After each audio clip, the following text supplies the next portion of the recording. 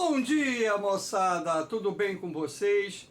Aqui quem vos fala é o professor Eugênio Bastos, canal Geogênio, a serviço dos alunos que gostam de estudar e passar em concursos. Moçada, vamos fortalecer o canal, dê aquele like, se inscreva no canal, compartilhe o vídeo e ajude o professor Eugênio Bastos a democratizar o ensino da geografia.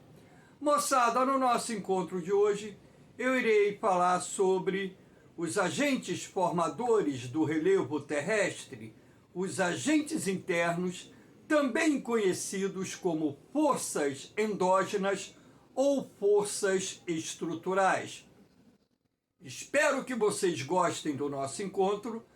Havendo qualquer dúvida, deixe a sua pergunta na parte dos comentários, que eu terei o máximo prazer de respondê-la. Então, moçada, para iniciarmos o nosso trabalho, irei falar sobre a importância de conhecer esse tema, principalmente para os alunos que irão fazer concurso para a área militar, sobretudo para a SpaceX, já que esse tema cai com relativa recorrência nas provas da SpaceX e também cai com muita frequência em muitos vestibulares que são realizados Brasil afora. Por esse motivo, é preciso vocês terem muita atenção.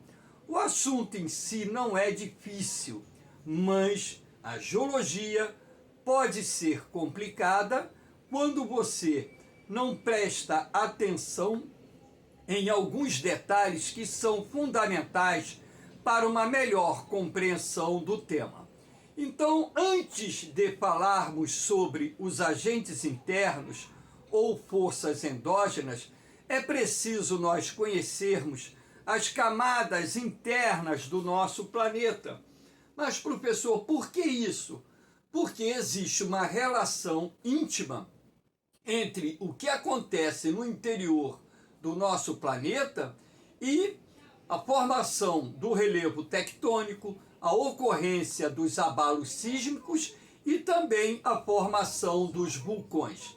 Então, aqui no interior da Terra, nós temos o núcleo interno e também o núcleo externo, constituídos predominantemente por níquel e ferro, razão pela qual o núcleo do nosso planeta também é chamado de NIF.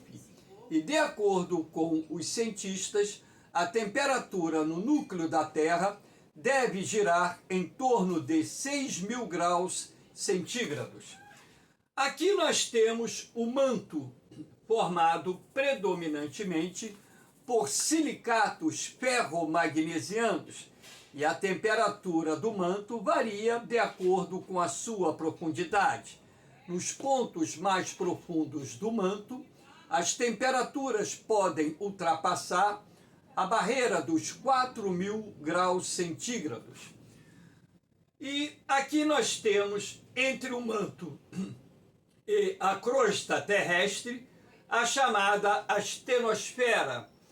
A astenosfera ela é formada por rochas e minerais em estado de fusão, em alguns pontos em estado pastoso, e em outros pontos, em razão da maior temperatura, a astenosfera pode se encontrar quase num estado liquefeito. Então, é na astenosfera, ou melhor dizendo, é sobre a astenosfera que a crosta terrestre se encontra. Então, podemos assim dizer, de certa forma, que a crosta terrestre, através das suas diferentes placas tectônicas, flutuam sobre a astenosfera. E aqui em cima nós temos a crosta terrestre ou litosfera, a esfera de pedra, onde nós temos as rochas e minerais solidificados. De acordo com os cientistas, a crosta terrestre ou litosfera tem uma espessura média que varia de 35 a 40 quilômetros, nos seus pontos mais espessos, ultrapassando a espessura de 100 quilômetros, e nos seus pontos menos espessos, essa espessura oscila em torno de 5, 6 quilômetros. É bom que vocês tenham essa ideia, porque tudo o que acontece aqui em cima, na superfície do nosso planeta, a nível de movimentação tectônica, ocorrência de abalos sísmicos e atividade vulcânica, está diretamente com aquilo que existe no interior do nosso planeta, ou seja, o magma incandescente, altíssimas temperaturas, e lembrando que esse magma incandescente ele vai acabar exercendo, através das suas correntes de convecção, que são esses pontos onde o magma emerge das profundezas do manto em direção à crosta terrestre. Então, nesses pontos em que nós temos as correntes de convecção do magma, a pressão exercida sobre a crosta terrestre é muito grande. E é justamente essa pressão exercida pelo magma na crosta terrestre é que irá dar origem aos agentes internos ou forças endógenas, que estão divididos em tectonismo, abalos sísmicos e vulcanismos. Lembrando que no canal Geogênio existe uma aula específica sobre cada agente interno, e que essa aula de hoje eu estou reunindo esses agentes internos em uma única aula para facilitar, claro, o estudo de vocês. Então vamos começar aqui a analisar essa crosta terrestre, que está dividida em várias placas tectônicas. Essas linhas azuladas são os limites das placas tectônicas. Lembrando que placas tectônicas são porções da crosta terrestre que se movimentam alguns centímetros por ano, movimento este causado pelas violentas pressões que o magma exerce na crosta terrestre.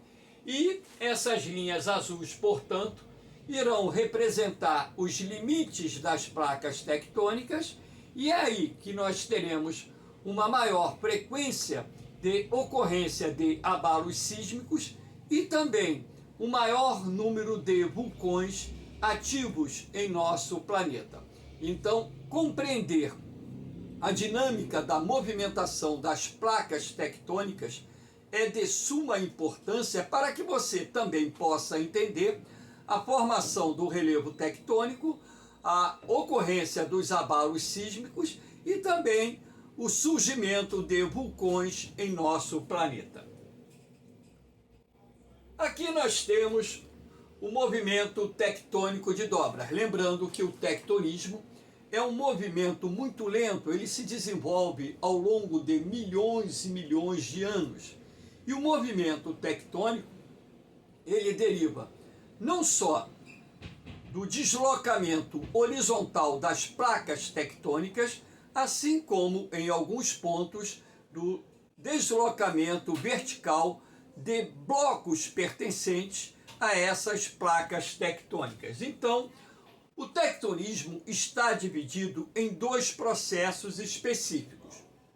O primeiro nós chamamos de tectonismo de dobras, que será responsável, por sua vez, pela formação das cadeias de montanhas existentes em nosso planeta. Para que vocês possam melhor compreender o movimento tectônico de dobras, é preciso que vocês percebam aqui que eu coloquei nesse desenho duas placas tectônicas se deslocando em sentidos contrários. A placa A se deslocando para a direita e a placa B se deslocando para a esquerda. E aqui nós temos a zona de contato das duas placas tectônicas. Quando duas placas tectônicas convergem, ou seja, se encontram, a placa de maior densidade tende a mergulhar no magma, naquilo que nós chamamos de zona de subducção. na medida em que essas rochas penetram aqui no magma, onde a temperatura é bem mais elevada, nós teremos a fusão dessas rochas e minerais. E essa fusão das rochas e minerais irá acabar transformando essas rochas em magma. E a placa de menor densidade, ela tende a sobrepor sobre a placa de maior densidade. Então, quando duas placas tectônicas, através de movimentos em sentidos contrários, se encontram, dando origem à convergência de placas, o que vai acontecer? Nós teremos ali, dependendo da estrutura do terreno, a formação de um relevo tectônico de dobras. Então, o relevo tectônico de dobras resulta do deslocamento horizontal das placas tectônicas e também depende da presença das rochas sedimentares na sua estrutura. Então, quando você tem nessa camada superficial da crosta terrestre camadas de sedimentos, e essas camadas de sedimentos são expostas a violentas pressões horizontais nas zonas de convergência ou encontro de placas, nós teremos a formação dos dobramentos, ou seja, o relevo vai começar a se dobrar, dando origem às cadeias de montanhas. Então, as mais famosas cadeias de montanhas existentes na Terra se formaram através desse processo, e nós vamos ver daqui a pouco, através do planisfério, os dobramentos modernos, ou seja, cadeias de montanhas que foram soerguidas a partir da era Cenozoica, que teve início há aproximadamente 65 milhões de anos atrás. A parte mais elevada de um relevo tectônico de dobras nós chamamos de anticlinal, e a parte mais baixa nós chamamos de sinclinal. Aqui nós temos algumas imagens para mostrar a vocês rochas dobradas. Aqui os alinhamentos de dobras em camadas dessas rochas sedimentares. Aqui também é possível perceber o escalonamento de dobras nessa estrutura e aqui também as linhas de dobra no relevo. Então, nada melhor do que mostrar essas imagens para que vocês tenham ideia que as rochas sedimentares que possuem plasticidade, quando são submetidas a violentas pressões horizontais, elas se dobram e a partir daí nós temos o início do processo de formação de uma cadeia de montanhas que nós chamamos de dobramentos. No mundo existem dobramentos antigos, existem dobramentos modernos. Lembrando que os dobramentos modernos foram aqueles ou são aqueles em que o processo teve início há cerca de 65 milhões de anos, ou seja, a partir da era Cenozoica, que na verdade significa vida recente. Aqui nós temos, para que vocês tenham uma ideia, um planisfério, onde nós identificamos os principais dobramentos ou cadeias de montanhas modernas soerguidas na era Cenozoica no nosso planeta. Aqui na porção ocidental da América do Sul, a Cordilheira dos Andes, na porção ocidental da América do Norte, as montanhas rochosas são dobramentos modernos. Os Apalaches aparecem aqui nesse mapa, mas os Apalaches não são dobramentos modernos, é uma cadeia de montanhas antiga. O Atlas, que vai do Marrocos até a Tunísia, é um dobramento moderno. Os Pirineus também é uma cadeia de montanha moderna. Os Alpes suíços ou os Alpes europeus também constituem um exemplo de dobramento moderno, assim como os Cárpatos, também localizado na Europa. E aqui no sul da Ásia nós temos a Cordilheira do Himalaia, que também é um outro exemplo de dobramento moderno. Então, dentro aqui dessa constituição, nós temos aqui cadeias de montanhas formadas recentemente, né, excetuando-se aqui essa região dos Apalaches, que é uma cadeia de montanhas de origem geológica relativamente antiga, ou bem antiga, já que se formou há centenas de milhões de anos. Então, os Apalaches não são exemplos de dobramentos modernos. Esse mapa aqui foi utilizado para que vocês pudessem identificar os mais importantes dobramentos modernos existentes no mundo. Aqui nós temos a formação do tectonismo de falhas ou fraturas. O tectonismo de falhas ou fraturas, ele se forma através de um processo diferenciado do tectonismo de dobras. Então, aqui nesse caso, eu coloquei a crosta terrestre em vários blocos que estão aqui assinalados em letras. E coloquei aqui linhas pretas separando esses blocos que constituem aquilo que nós chamamos de falha ou fratura. Então, o relevo tectônico de falha ou fratura se forma quando rochas rígidas são submetidas a violentas pressões verticais.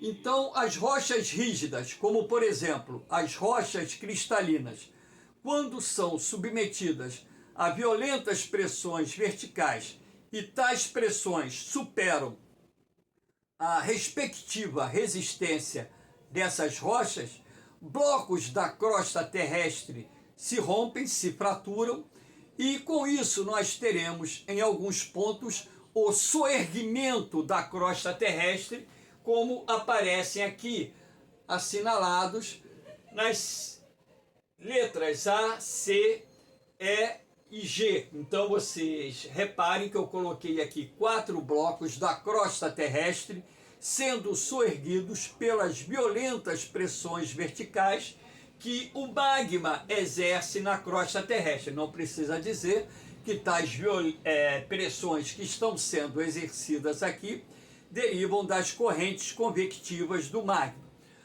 que também é chamado de pluma magmática.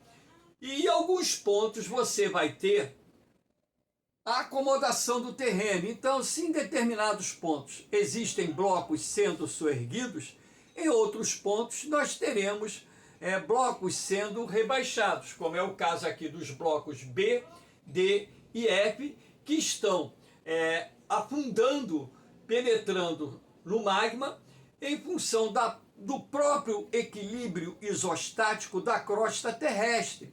Então, se em alguns pontos você tem estruturas sendo soerguidas, em áreas relativamente próximas você terá estruturas da crosta terrestre sendo rebaixadas, dentro daquilo que nós chamamos de equilíbrio isostático da crosta terrestre.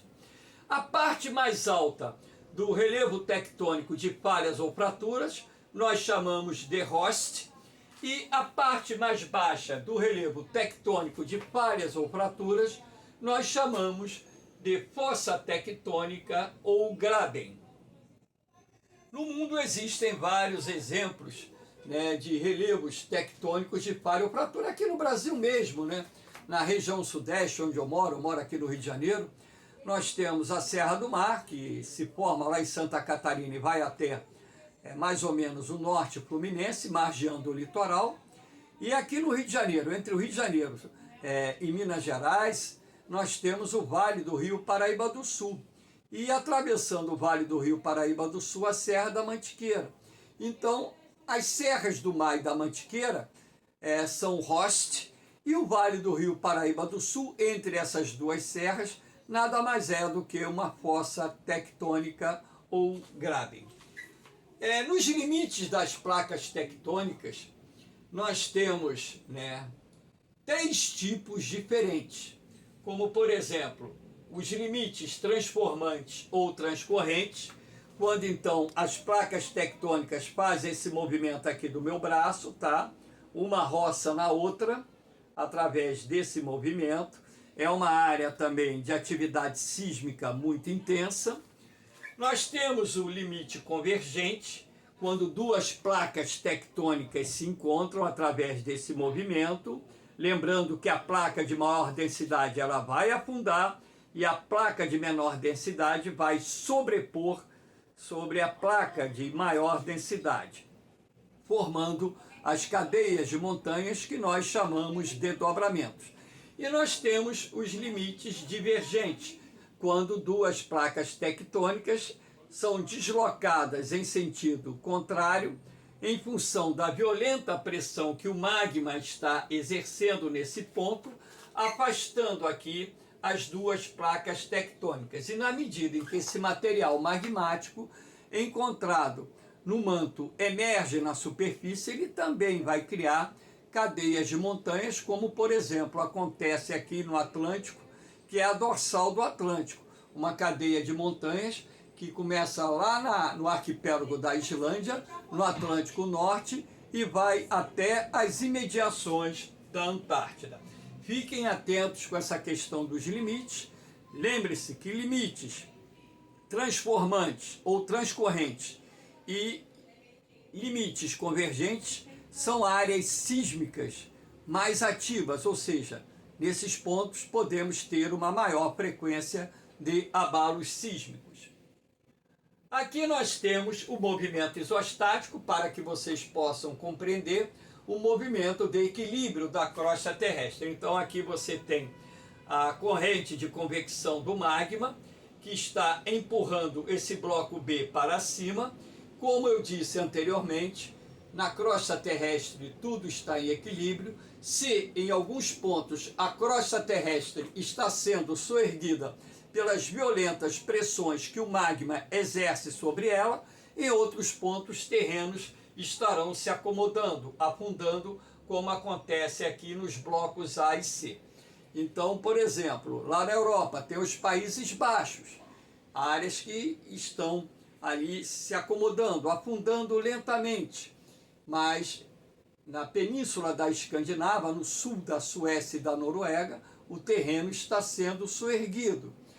No nordeste da Grã-Bretanha, o terreno está sendo soerguido. Então, existem vários exemplos desse gênero em nosso planeta, lembrando que o movimento isostático nada mais é do que o equilíbrio das massas continentais ou dos blocos continentais presentes na crosta terrestre.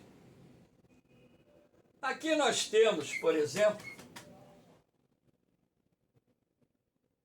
os abalos sísmicos. Abalos sísmicos nada mais são do que tremores que ocorrem na crosta terrestre. E esses tremores resultam principalmente do deslocamento, da movimentação das placas tectônicas. Mais uma vez aqui, eu coloquei duas placas tectônicas viajando em sentidos opostos. A placa A viajando para a direita, a placa B viajando para a esquerda. E aqui nós temos a zona de contato das duas placas tectônicas. Como uma placa está exercendo uma violenta pressão sobre a outra, nessa área de contato ou área de atrito, nós teremos durante um longo período acumulação de energia. Quando essa energia acumulada aqui na zona de atrito for suficiente para fazer com que uma ou ambas as placas tectônicas se movimentem, o que nós teremos? Teremos a ruptura do equilíbrio, a tendência da placa de maior densidade é afundar e a tendência da placa de menor densidade é subir, fazendo esse tipo de movimento aqui, ó. Então, quando esse equilíbrio na zona de atrito é rompido, essa energia que se acumulou durante muitos e muitos anos será liberada de um ponto que nós chamamos de hipocentro, que é o ponto de origem do abalo sísmico. Essas linhas pretas, esses círculos pretos, nada mais são do que as ondas sísmicas P e S, ou seja, primárias e secundárias, que irão se propagar pela crosta terrestre, provocando o tremor de terra na superfície. O ponto de maior intensidade desse tremor de terra nós chamamos de epicentro. quanto mais distante você se encontrar do epicentro, menor será a intensidade do abalo sísmico. Quanto mais próximo o epicentro se encontrar do hipocentro, maior será a probabilidade do abalo sísmico causar grandes danos e perdas de vidas humanas, desde que o epicentro aconteça numa área densamente ocupada por pessoas, ou seja, se o epicentro acontecer nas imediações de uma metrópole ou numa área de metrópole e esse epicentro se encontrar próximo do hipocentro, nós teremos aí um abalo sísmico que causará, além de grande destruição, um número muito grande de vítimas fatais. Então, os abalos sísmicos em área de convergência de placas são os mais comuns, mas lembrando também que esses abalos são relativamente comuns nas áreas de transcorrência ou limites transformantes de placas tectônicas, como por exemplo, lá nos Estados Unidos, na costa oeste, nós temos a falha geológica de San Andreas, que passa ali nas imediações de São Francisco, Los Angeles, San Diego, e que já causou no passado abalos sísmicos que, além de provocarem grande prejuízo, causaram a morte de muitas pessoas. O Japão, por exemplo, por fatalidade geológica e geográfica, está no limite de 4 placas tectônicas, se encontrando, portanto, numa das zonas sísmicas mais ativas do nosso planeta. A Terra treme todo dia no Japão, de acordo com informações publicadas pela imprensa e também pesquisas realizadas por cientistas nessa área de geologia sísmica. Nós temos aqui o tsunami ou maremoto. O tsunami ou maremoto, ele se forma quando um forte abalo sísmico acontece no assoalho oceânico, ou seja, quando você tem um limite transcorrente ou um limite convergente de placas tectônicas e esse limite está submerso, ali existe a possibilidade real de ocorrer um forte abalo sísmico e, em função disso, ter a origem ou a formação de um tsunami ou maremoto.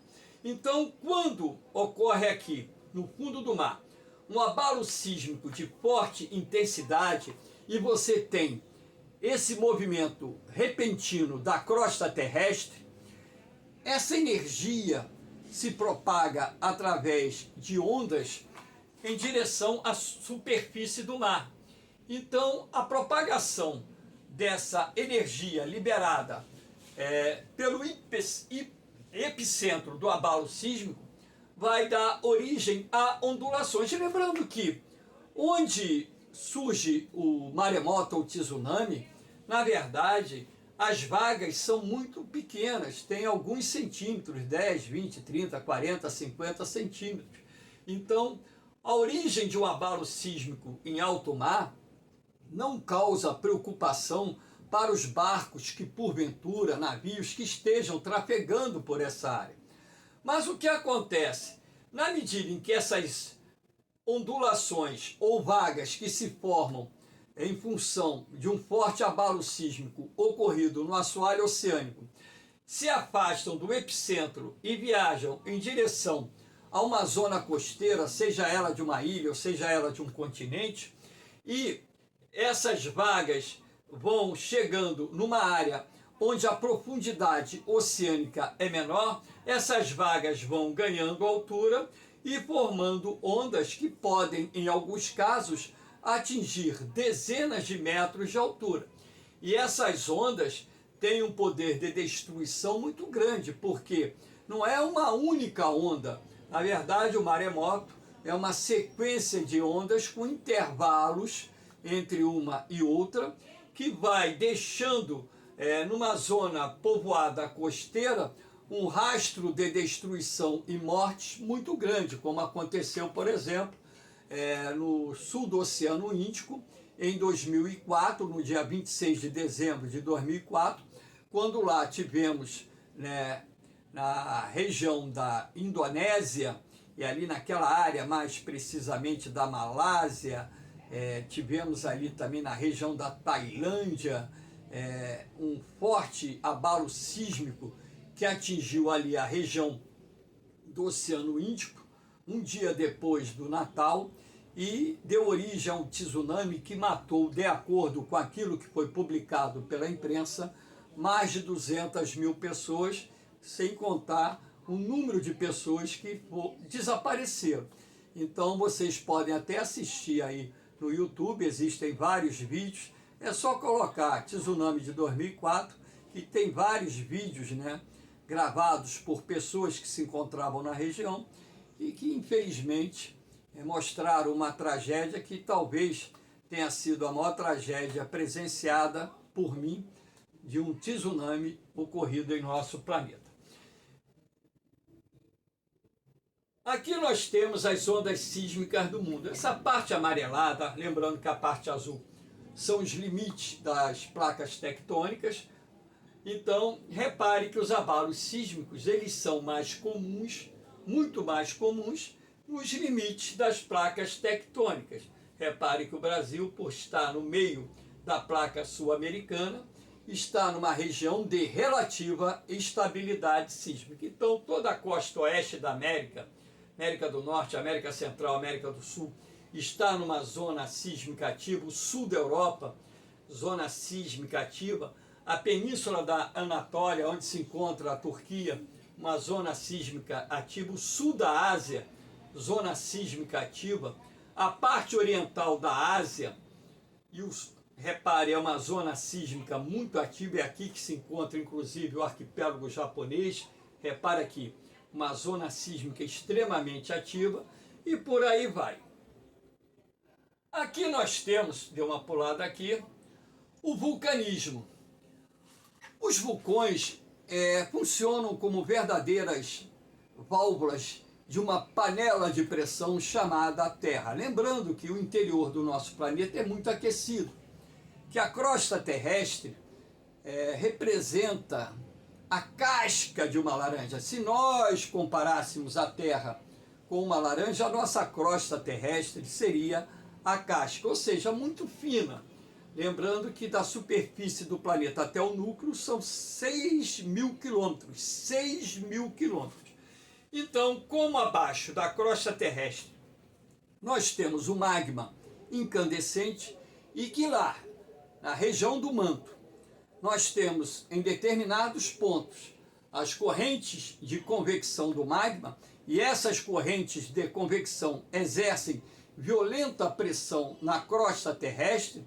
É justamente nessas áreas onde o magma exerce maior pressão na crosta terrestre que os pontos de menor resistência da crosta irão se romper, permitindo dessa forma que o magma ele viaje da estenosfera e do manto em direção à superfície do nosso planeta, construindo ou dando origem aos vulcões. Estima-se que a Terra tenha algo próximo a 1.700 vulcões ativos. Eu me lembro que quando era jovem, a estimativa era de 500 vulcões ativos em nosso planeta. Claro que muitos vulcões eram desconhecidos, porque eram vulcões submarinos, outros tantos vulcões eram desconhecidos, porque se encontravam na região da Antártida e também na região do Ártico. Então, na medida em que as pesquisas avançaram, sobretudo no assoalho oceânico, foram sendo descobertos novos vulcões. Então, hoje estima-se que a Terra tenha entre 1.600 a 1.700 vulcões que ainda podem entrar em atividade. Como eu disse, os vulcões são as válvulas de uma panela de pressão chamada Terra, porque se não existissem os vulcões e o interior do nosso planeta fosse do jeito que ele é, muito aquecido, a Terra já teria explodido há muito tempo. Então, na verdade, os vulcões eles vão aliviar, reduzir as violentas pressões que existem no interior do nosso planeta. Então, a formação de um vulcão deriva da pressão que o magma exerce na crosta terrestre, sobretudo onde nós temos as correntes convectivas de magma. Os pontos de menor resistência dessa crosta se rompem. Isso vai permitir que o material magmático flua em direção à superfície, não só o magma, assim como os gases. E um vulcão, quando entra em atividade, além da lava, que é o nome que se dá ao magma quando atinge a superfície do nosso planeta, nós temos os vulcões expelindo cinzas, que na verdade são constituídas por minúsculos fragmentos de rochas e gases dos mais diferentes tipos. Então, existem no mundo muitos vulcões ativos. Aqui nós temos esse planisfério para mostrar a vocês a localização das áreas do nosso planeta onde é maior a incidência de vulcões. Repare que os pontos vermelhos vão representar as regiões do planeta onde se encontram os vulcões até então identificados pelos cientistas. Aqui, por curiosidade, o arquipélago da Islândia, que é um arquipélago vulcânico.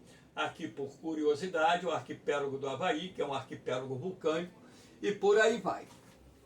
Os vulcões, eles podem ser aproveitados economicamente, claro, que dentro do processo de geração de energia elétrica é possível você construir usinas geotérmicas. Alguns países do mundo, como por exemplo a Islândia, os Estados Unidos, o Japão, entre outros, geram parte da sua eletricidade através das zonas termais de vulcões ativos ou regiões vulcânicas ativas existentes nos seus territórios.